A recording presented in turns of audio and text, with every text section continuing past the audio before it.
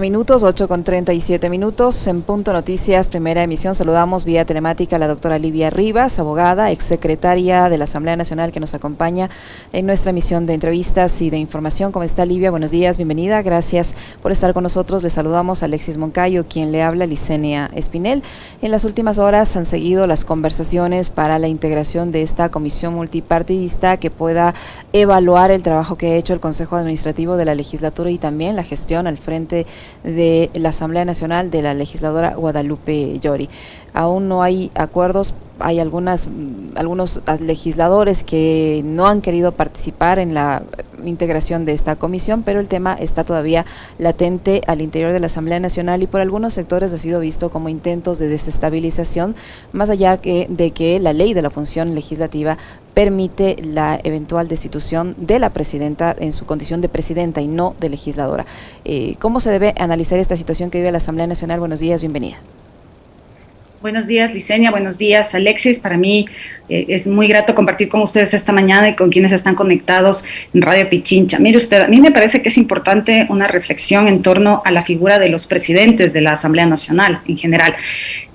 Los presidentes o presidentes de la Asamblea Nacional tienen una posesión de liderazgo importante al interior del órgano legislativo, tienen una serie de competencias y funciones que deben ejercer de conformidad con la Constitución y la Ley Orgánica de la Función Legislativa y son esa suerte de garantía de un efectivo peso y contrapeso con el Ejecutivo, porque en el ámbito de un Estado democrático, pues justamente la Asamblea Nacional está llamada a ejercer este rol de fiscalización y control político, pero también en este proceso de formación de la ley conjuntamente con el Ejecutivo como colegislador. Entonces, definitivamente la figura de un presidente o de una presidenta de la Asamblea Nacional es fundamental, porque obviamente es alrededor de quien también se articulan los consensos, se da solución política, en el ámbito de este órgano, el más político del país, a una serie de crisis institucionales que puede atravesar el Ecuador, llamar a la pacificación, en fin. Entonces, definitivamente el rol es un rol protagonista en el ejercicio democrático de este país.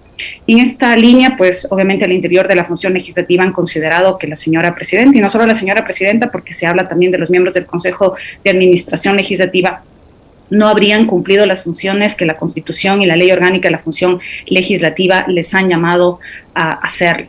Y aquí me parece importante señalar que si bien podría llegarse a configurar una mayoría para conformar esta comisión multipartidista, no hay que dejar de lado que ese es solo uno de los pasos que la Ley Orgánica de la Función Legislativa ha configurado para que se lleve adelante un proceso de destitución del cargo de autoridad.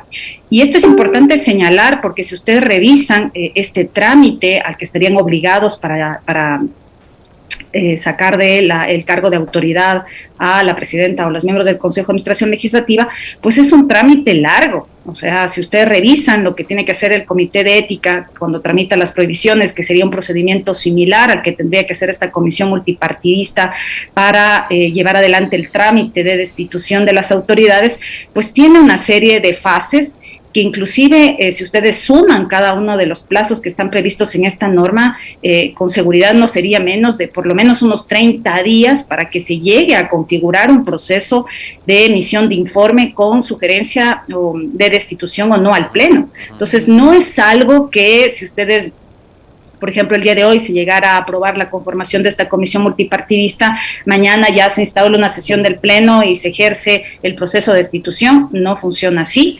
La ley ha atado a un procedimiento que está establecido de forma similar al de que conoce el Comité de Ética para el juzgamiento en caso de prohibiciones y finalmente destitución de los asambleístas. Entonces, habrá que ver si esta mayoría que se llega a configurar para la conformación de la comisión multipartidista dura un plazo, como les digo, un poco largo, de por lo menos 30 días, donde tendrán que ejercer su derecho a la defensa y finalmente tomar una decisión. Hola doctora, ¿cómo le va? Qué gusto poder conversar con usted y saludarle. A ver, yo quisiera que me aclare cuáles serían las causales. O sea, digo, coincido con el diagnóstico que usted hacía al inicio de que el presidente o la presidenta del primer poder del Estado debe tener un liderazgo importante. Estamos hablando de, como usted muy bien lo refería, el organismo más político que tiene una sociedad democrática.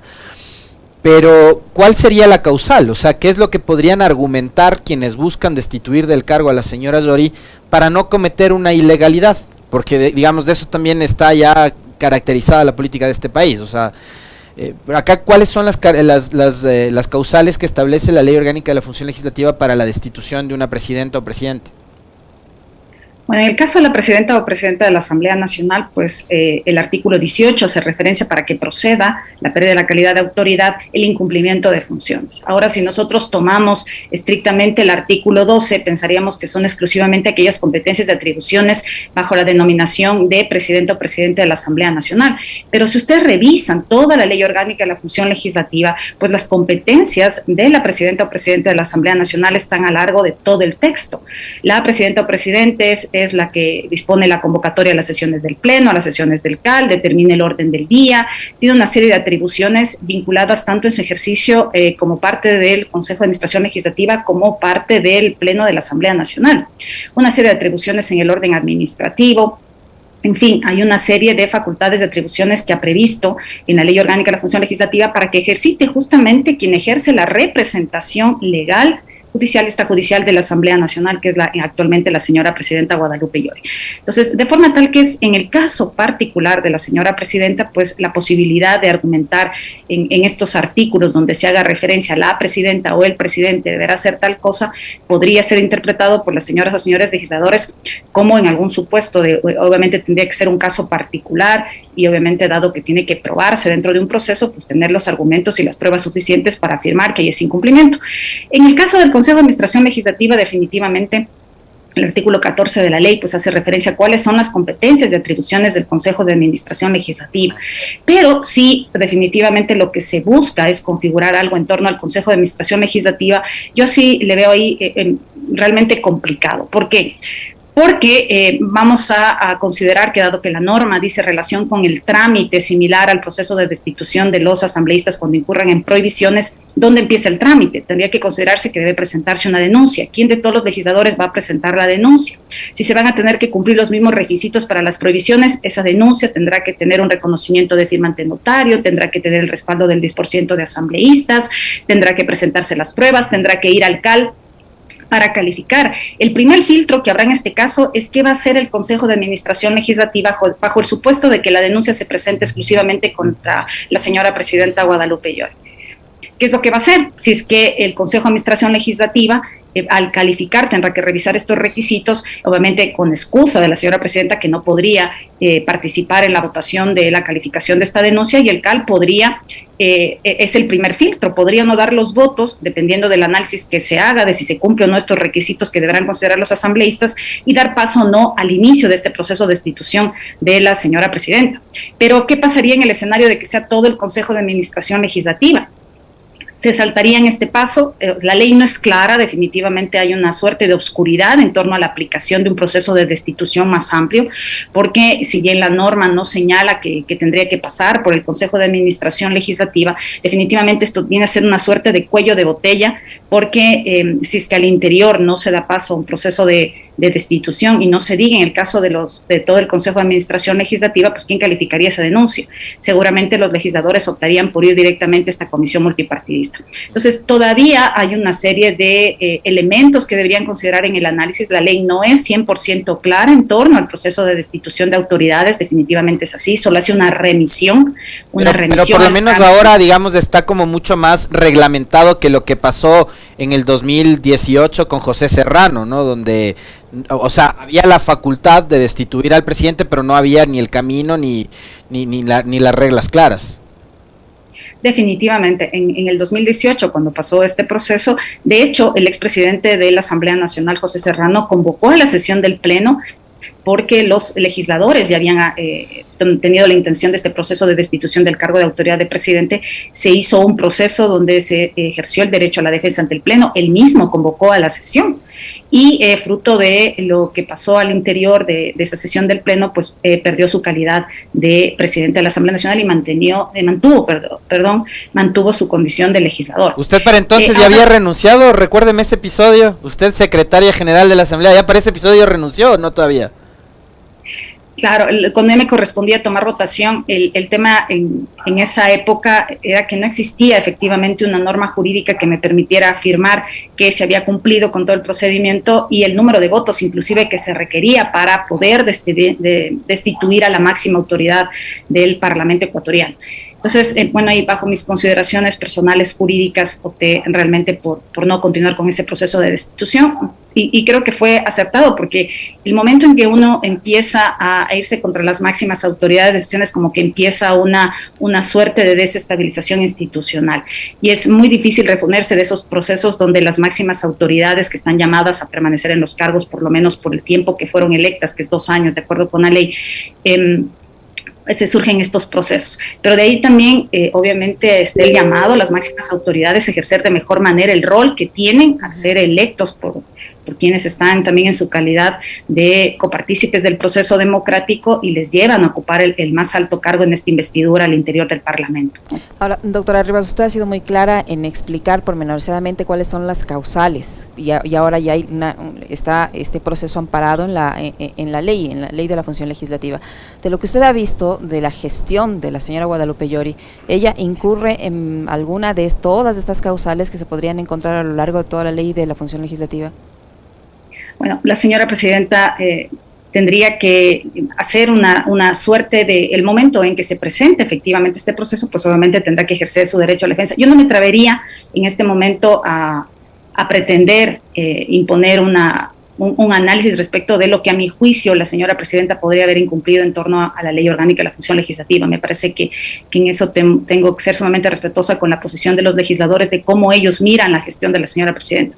Sí me parece, sin embargo, que es importante garantizar en esa línea el debido proceso como a todos quienes son parte de una situación de esta naturaleza en que se pretende destituir del cargo de la máxima autoridad de la Asamblea, pero yo personalmente prefiero no hacer análisis de esa naturaleza. Ahí me queda una duda, porque ayer también conversábamos sobre este tema con Mauro Andino, recordarás tú, Licenia, que nos decía, este proceso no iría al CAL, sino al Pleno, que viene a convertirse como en el máximo organismo de decisiones dentro de la Asamblea. Entonces, ¿va a ser el Pleno quien decida, no el CAL? Eso le decía, estimado Alexis, el procedimiento establecido en la Ley Orgánica de la Función Legislativa en el artículo 18 señala que hay que seguir el mismo trámite que para la destitución de los asambleístas, en el caso de la pérdida de la calidad de tales. ¿Qué significa esto? Que si hablamos de trámite, el trámite comienza por una denuncia. Esa es una de las interpretaciones que se podrían hacer más conformes al ordenamiento legislativo. Así fueron los procesos contra Norma Vallejo, contra Sofía Espín, contra Ana Galarza y contra Fabricio Villamar, ¿no? Primero un legislador presenta la denuncia, se crea esta comisión multipartidista y llevan adelante el proceso, tal cual, así era, ¿no? Exacto, entonces habrá que ver, como le decía hace un momento al inicio de mi intervención, qué asambleísta va a presentar esta denuncia, si lo van a hacer obviamente cumpliendo los requisitos establecidos en la ley, y como le digo, aquí hay un vacío, no es que la ley es sumamente clara de qué debe contener la denuncia, sino que se remite a todo el trámite de la destitución por las prohibiciones de los asambleístas. Significa que tendrán que presentar una denuncia con este respaldo, ir ante el notario a reconocer la firma, presentar las pruebas, y eso pasa al CAL. O sea, si el CAL no lo califica, porque muchos de los que integran el CAL pueden ser parte de los denunciados, ¿ahí qué pasa? Como les decía al inicio, yo ya les marqué una diferencia en torno a lo que pasaría si se presenta la denuncia a la presidenta o al Consejo de Administración Legislativa. Si es en contra de la presidenta, exclusivamente habrá que ver si al interior del CAL hay la mayoría absoluta que se requiere para poder calificar la denuncia, obviamente verificando el cumplimiento de los requisitos y para pasar a esta comisión multipartidista. El problema, y de ahí el comentario que en su momento hizo Mauro Andino el día de ayer, va en la línea de qué pasa si es que se presenta la denuncia en contra de todos los miembros del Consejo de Administración Legislativa. Como yo les decía al inicio, ¿qué Consejo de Administración Legislativa va a calificar si no tienen alternos que lo reemplacen en sus funciones? Son cargos a título personal. No está un miembro del Consejo de Administración Legislativa, no es que sube su alterno, simplemente se deja ese espacio vacío y se llega a configurar la votación con los que estén presentes hasta alcanzar la mayoría absoluta. Entonces, en ese caso en particular, pues obviamente a lo mejor los legisladores interpretan que al ser todo el Consejo de Administración Legislativa los sujetos de este proceso de destitución del cargo de autoridades, lo llevarán ante la propia comisión multipartidista. En esto hay definitivamente un vacío que no está configurado en la ley orgánica de la función legislativa. En esto no hay claridad de forma alguna. Como les digo, si se va a respetar absolutamente todo el trámite, habría que tener una denuncia, tendría que ir al Consejo de Administración Legislativa, ir a la Comisión Multipartidista, activar todo el procedimiento que les digo que tomará alrededor de unos 30 días, porque hay unos plazos establecidos en la ley en el proceso de destitución, y finalmente llegará al Pleno. Entonces, como les digo, en esos 30 días podría diluirse o a su vez fortalecerse la postura de que deba haber o no una destitución del cargo de autoridad. Y en esos 30 días también habrá que considerar también que estará en trámite también este proyecto de ley de inversiones, que eso también será un detonante de lo que pasará y que estará muy atado también a lo que pasará en torno a este proceso de destitución. Ahora, habrá que ver si las señoras y señores legisladores efectivamente pretenden observar todo este trámite, todo este procedimiento establecido en la ley orgánica de la función legislativa. Es algo que todavía no lo sabemos, dado que han empezado por la conformación de una comisión multipartidista en lugar de presentar primero una denuncia. Entonces habrá que ver cuál es realmente la configuración que se va a hacer en torno al interior del Parlamento, dado que aparentemente ya tendría la mayoría absoluta tanto para conformar la comisión multipartidista como para tomar una decisión al respecto. Pero, como les digo, habrá que ver si se van definitivamente a cumplir todas estas fases del procedimiento. Es algo que tendremos que verlo en el transcurso de estos días. Lo que está claro es que para destituir a una presidente o presidenta ahora se requiere mayoría absoluta. Eso tampoco estaba claro, como usted bien lo señalaba, en el 2018, ¿no? Por supuesto, no estaba de forma alguna claro el procedimiento para la destitución, y en este caso en particular, pues sí, los votos y la mayoría absoluta no es algo que definitivamente sea imposible de conseguir. De hecho, si es que ya se arma la comisión multipartidista, habrá que ver también si es que se mantienen. Como les digo, este proceso es largo, no es algo que sale de la noche a la mañana, no es que ahora dicen comisión multipartidista, nos integramos, mañana se ejerce el derecho a la defensa y convocamos al pleno y tomamos decisión. No, porque la ley ata a un procedimiento.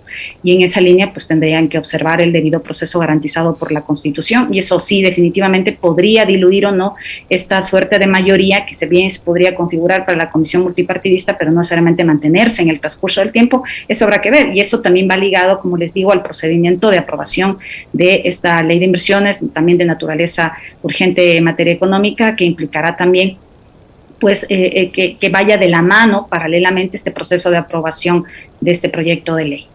Y en caso, si nos planteamos el escenario de que este proceso pueda prosperar, allí, bajo cualquiera de los escenarios, quien tendría que sucederle en el cargo a la señora Guadalupe Llores sería el primer vicepresidente. Allí no es como algunos sectores especulan por allí que se van a dar de baja a todas las autoridades y vendría una nueva directiva, se puede decir, sino que el señor Saquicela va a tener que ser el nuevo presidente de la Asamblea Nacional en caso de que la señora Llori pierda el cargo.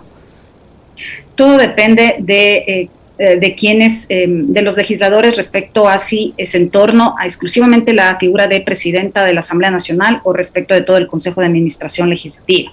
Si es en torno exclusivamente a la presidenta de la Asamblea Nacional, pues obviamente a quien le corresponde por mandato legal, y eso está sumamente claro en la Ley Orgánica de la Función Legislativa, le corresponde al primer vicepresidente de la Asamblea Nacional. Mientras que si fuera todo el Consejo de Administración Legislativa, eso implicaría pues una configuración de todas las autoridades, presidenta, primer vicepresidente, segunda vicepresidenta, 4 vocales del Consejo de Administración Legislativa. Habrá que ver si realmente esa es la intencionalidad de quienes han armado esta aparentemente nueva mayoría. Inclusive se habla de que pues obviamente esto permitiría una reorganización inclusive a nivel de las comisiones especializadas. Habrá que ver que si eso pasa. Creería que todo dependerá de lo que suceda en el transcurso de estos días, en que ya seguramente se tratará pues esta resolución, y habrá que ver cuál es la decisión del Pleno en torno al tema. Y esto pasa, doctora Rivas, cuando hay, y usted ya lo anticipaba, un escenario y una coyuntura compleja. En los próximos días tendrá que la Asamblea dar respuesta a este proyecto de ley de inversiones que envía el presidente de la República y con carácter de urgente, es decir, la Asamblea, entre todos estos líos y conflictos políticos internos, va a tener apenas 30 días para tramitar ese proyecto de ley, y tienen en sus manos también un proceso que es complejo desde el punto de vista político, social, que es de las amnistías. Entonces, ¿en dónde van a quedar estos temas tan importantes a tratarse si de por medio está toda esta pugna y esta puja del control alrededor de la presidencia de la Asamblea. Claro, tenemos el tema de las amnistías, que justamente ha sido una decisión ya de la Comisión de Garantías Constitucionales, a quien le corresponde por mandato legal conocer lo relativo a los pedidos de indultos y amnistías. Pues está ya presentado un informe por parte de esta comisión, le corresponde a la señora presidenta incluirlo como parte del orden del día de unas sesiones del Pleno.